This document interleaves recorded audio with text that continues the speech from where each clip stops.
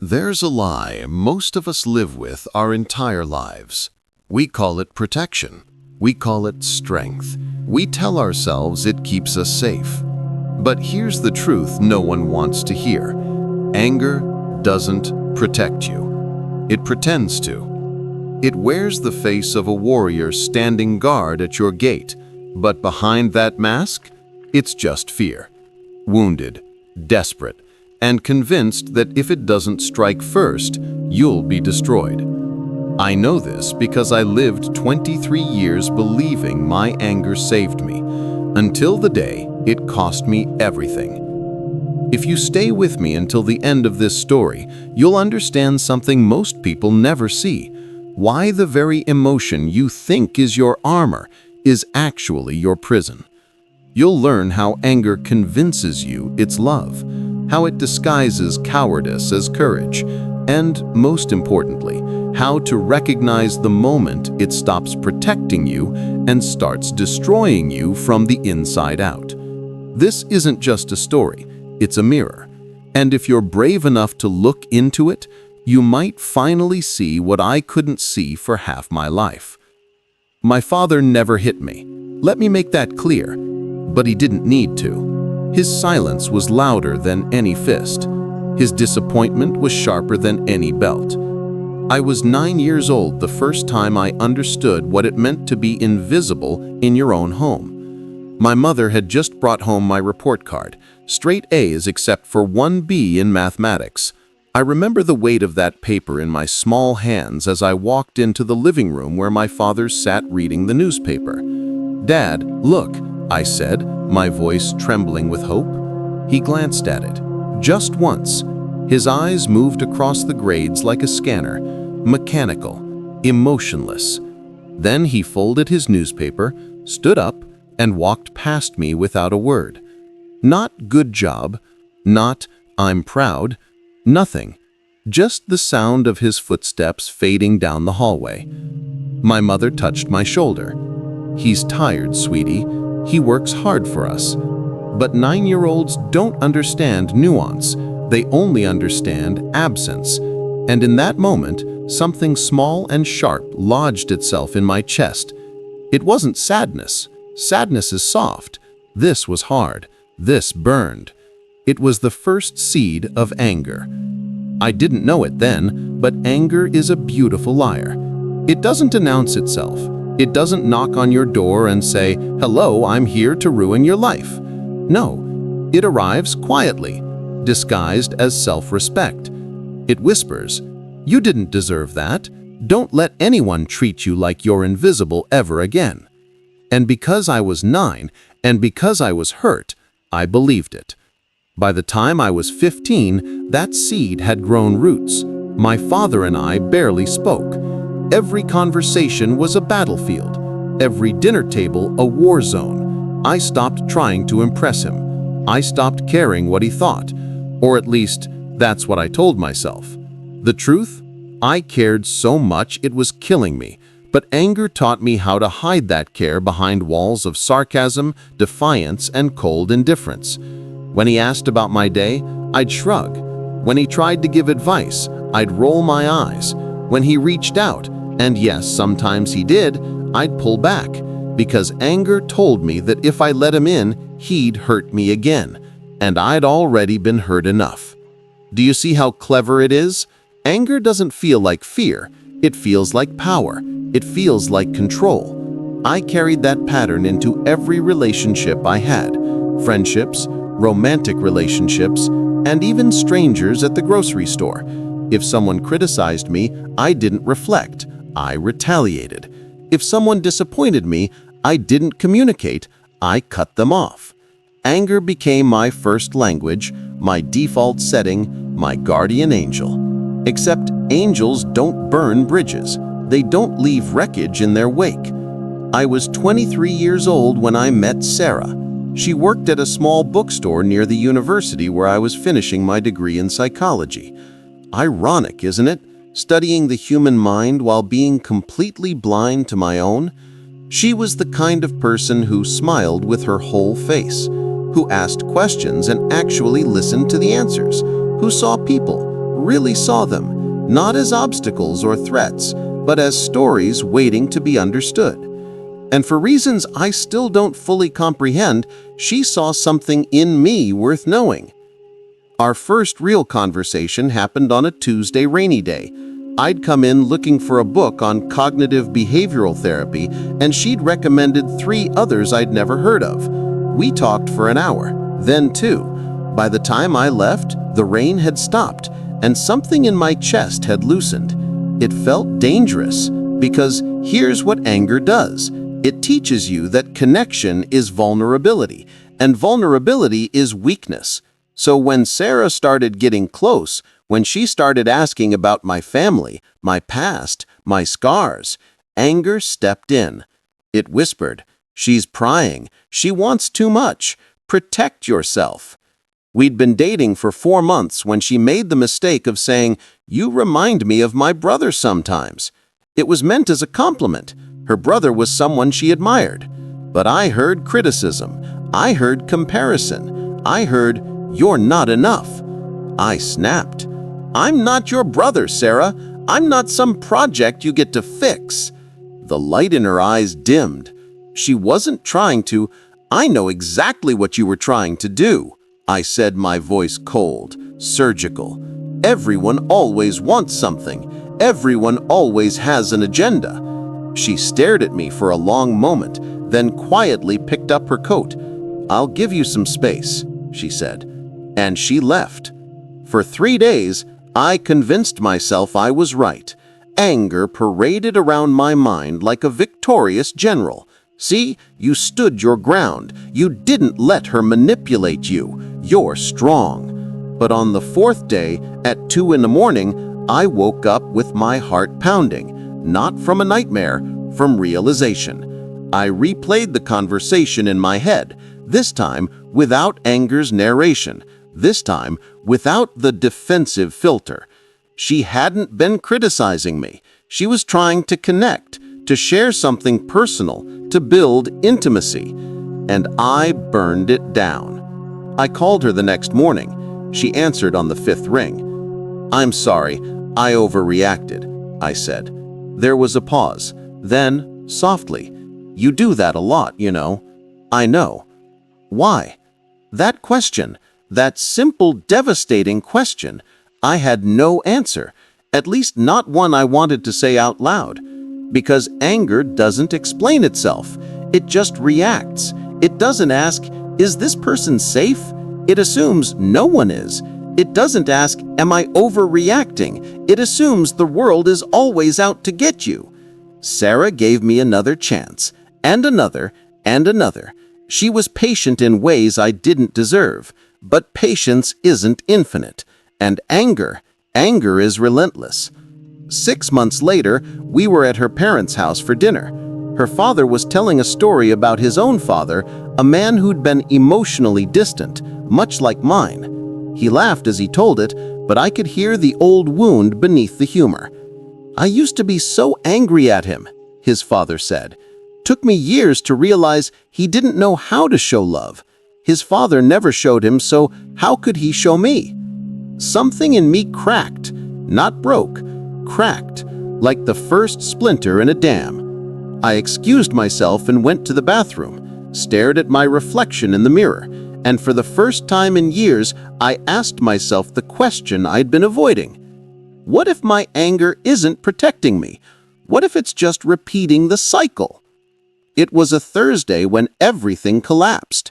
Sarah and I had been arguing about something trivial. I can't even remember what it was. Dishes, maybe? Or plans for the weekend? It doesn't matter. What matters is that I raised my voice. Not screaming, just loud, sharp, cutting. And she flinched. Actually flinched. And in that moment, I saw myself through her eyes.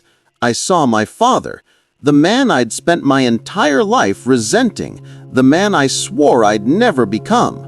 But there I was, using anger to create distance, using volume to win arguments, using coldness to punish vulnerability. I had become the very thing I hated. Sarah didn't yell back, She just looked at me with something worse than anger. Sadness. Deep, bone-tired sadness. "I can't do this anymore," she said quietly.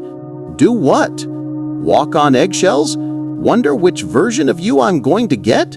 Love someone who keeps pushing me away every time I get close?"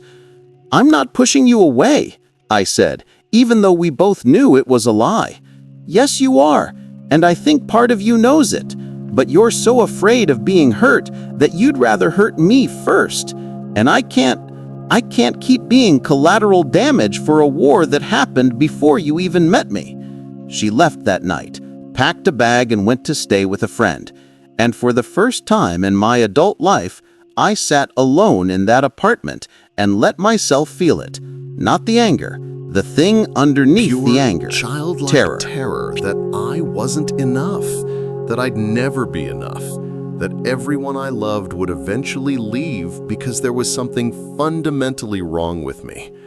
That 9-year-old boy holding a report card was still there, still waiting for his father to see him, still bleeding from a wound that never healed.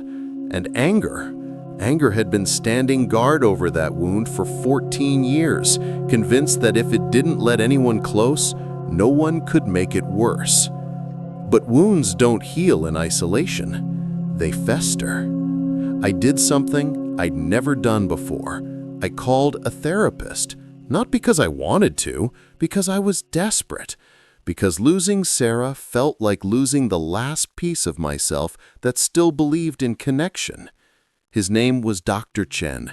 He was in his 60s, with kind eyes and the kind of stillness that made you feel safe without saying a word. In our first session, he asked me to describe my anger. I said, "It feels like armor, like if I don't have it, I'll get destroyed." He nodded. "And when you wear this armor every day, how does it feel?" I paused. No one had ever asked me that. "Heavy," I admitted. "Really heavy."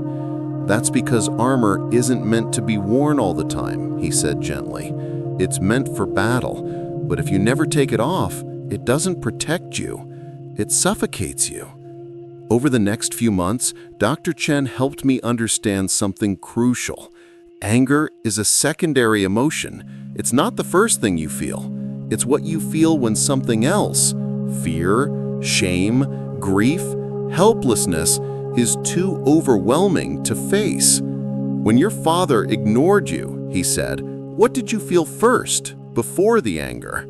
I closed my eyes, went back to that living room, that 9-year-old boy with the report card.